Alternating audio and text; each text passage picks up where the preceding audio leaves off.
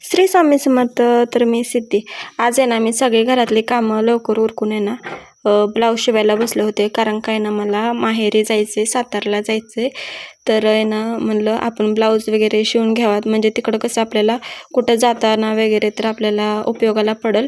आणि मला सांगा खरं, की टेलर जे असतात ते स्वतःचे ब्लाऊज का शिवत नाहीत? माझं तर ब्लाऊज सगळ्यांचे ब्लाऊज शिवते आणि माझा जर ब्लाऊज शिवायचा म्हणलं ना, मला एवढा आळस येतो ना की बास.